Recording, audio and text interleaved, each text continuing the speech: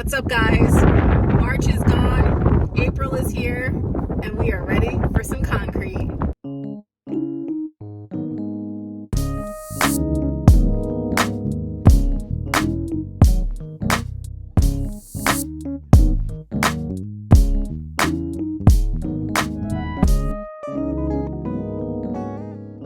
This has definitely been,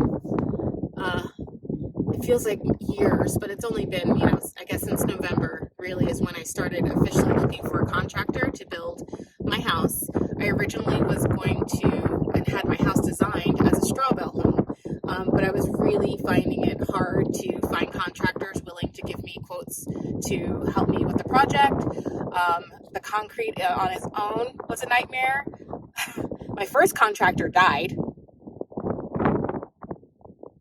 My second contractor, I contracted in December, and here we are in March, and I still never got a committed date from him. So the two guys I did hire, David and Craig, who are going to help me build the frame of the house and the roof and pretty much everything else, we decided we might as well do the concrete too. So we started framing about 2 weeks ago.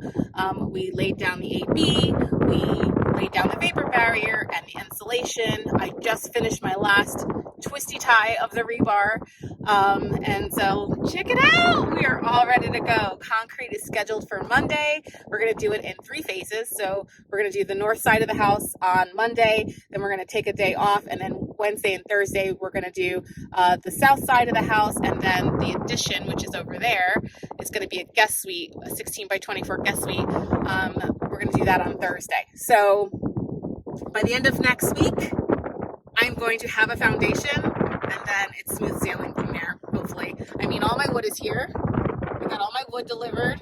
I got all my insulation delivered. Everything's here, and we're ready to go. We just need the floor, the concrete poured, so that's going to take place next week.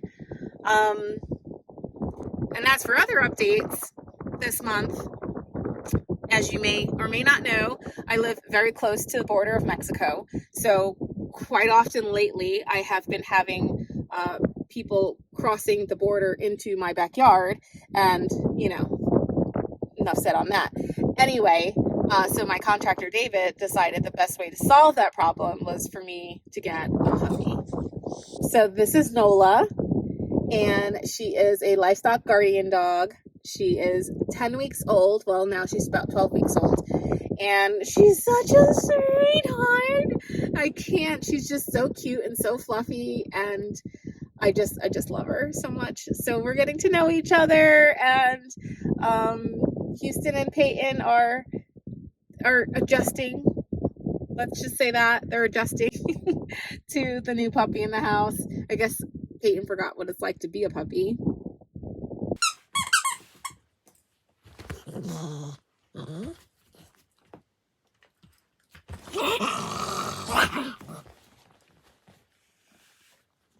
Peyton, do you forget what it's like to be a puppy?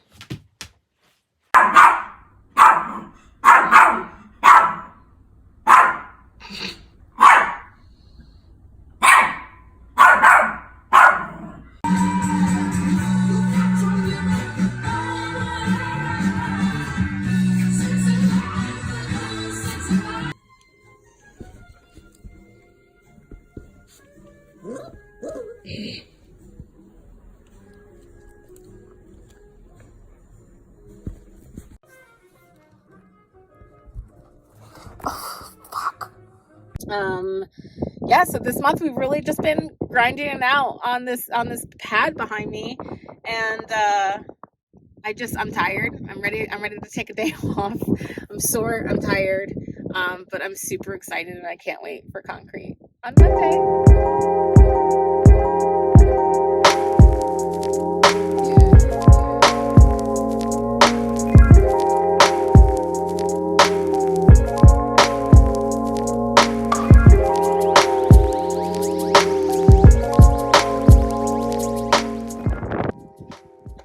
I forgot I have another update.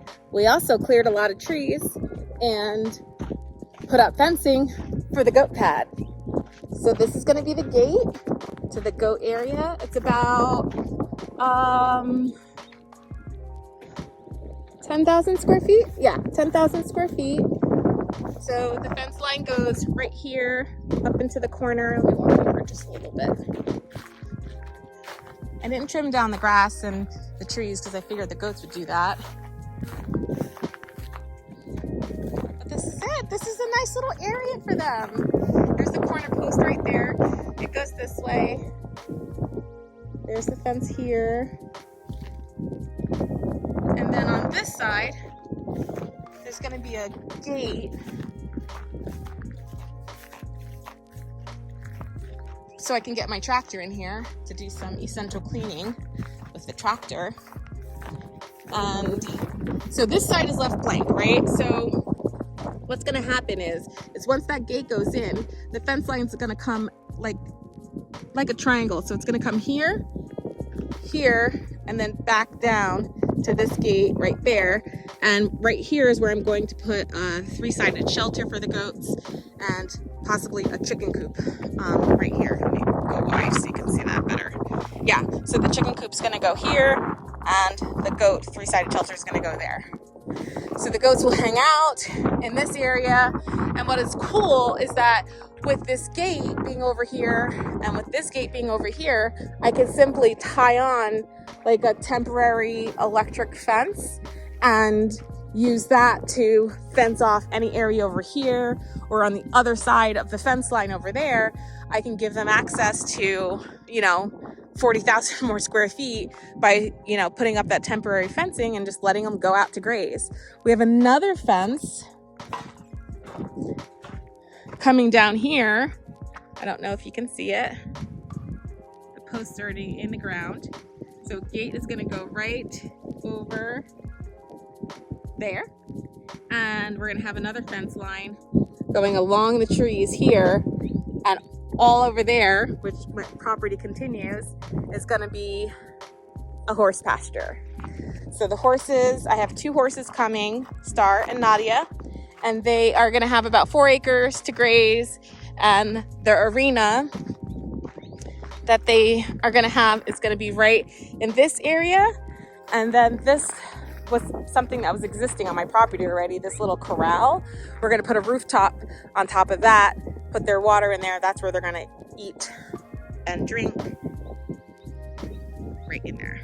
So once all these trees get trimmed, it's gonna look really good. I'll show you how many trees we tore down. So many trees. Look at all those trees.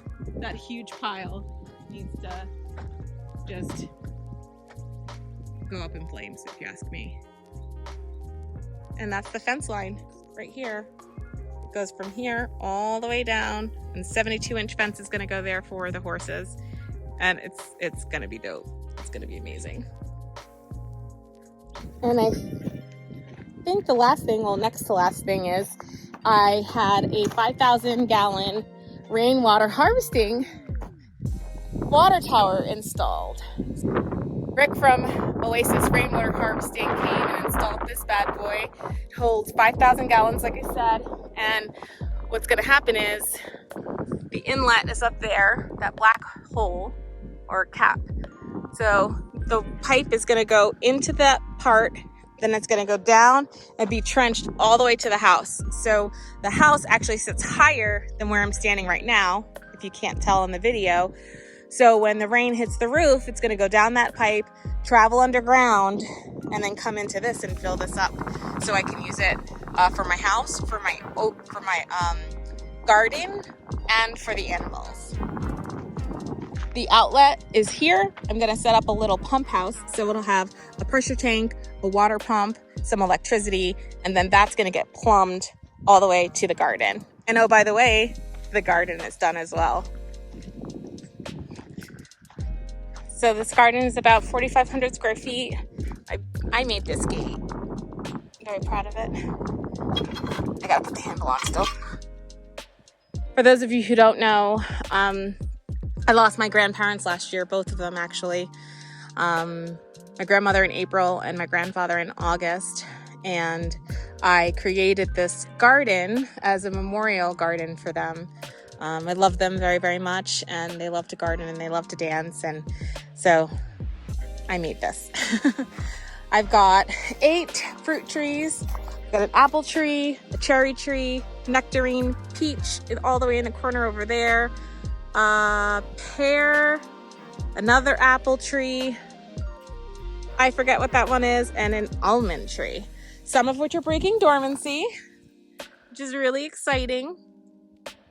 And I've got some berry bushes. So over here I have a blackberry bush who is trying to fight through some frost right now, but we've got brand new leaves coming, so I think it's gonna make it. I think it's gonna be all right.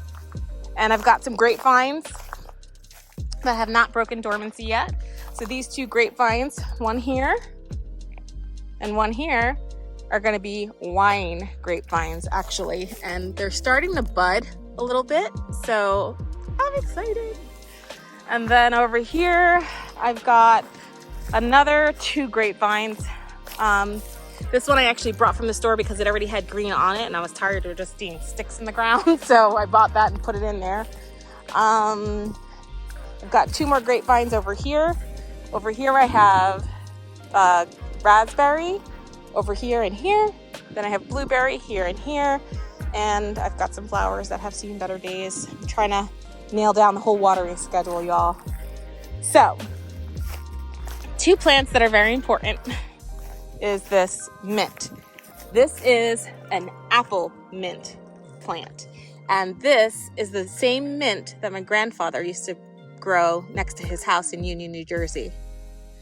And my grandmother had this gorgeous hydrangea in the front of the house with these big white flowers on it. And so I found both of these plants and I just had to make special spots for them right next to each other and next to the little bench that I made.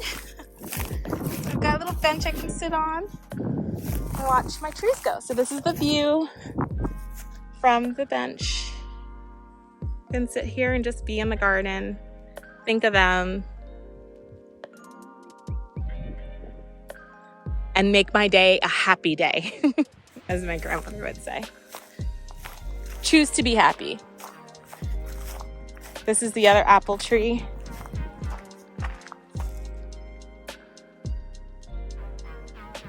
It's really good.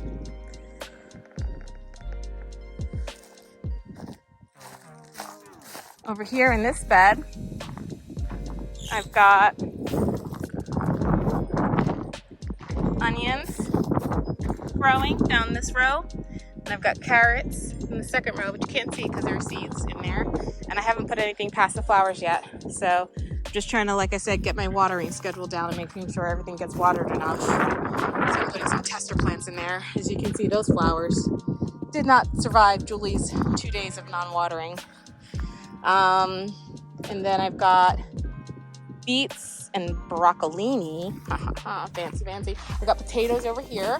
That's why all the dirt is pushed back. So as soon as they start growing and green starts coming up, I'll then push back some of the dirt to cover them, and then they grow up even higher than that. This is my very, very sad pepper bed. I can't seem to grow peppers for the life of me. All of the plants in the front died twice. So I bought plants, put them in, they died. Bought more plants, put them in, they died. I left the roots in. I'm hoping they'll come back. I'm just watering the roots. They look pretty decent, pretty green still. So the one in the back that actually has the pepper flower on it already seems to be doing much better since I covered it with shade. So I bought 2 more pepper plants, put them in. I'm just trying to make something grow here. We'll see what happens. Over here, I've got tons of collard greens that look like they're doing okay. And I've got chef basil, which has Thai basil, which is my favorite, next to a tomato plant. Some more dead peppers. But the one thing that's doing really well are my garlic. Love garlic. I've got asparagus seeds in here, garlic in this bed. I'm gonna put some tomato plants back there.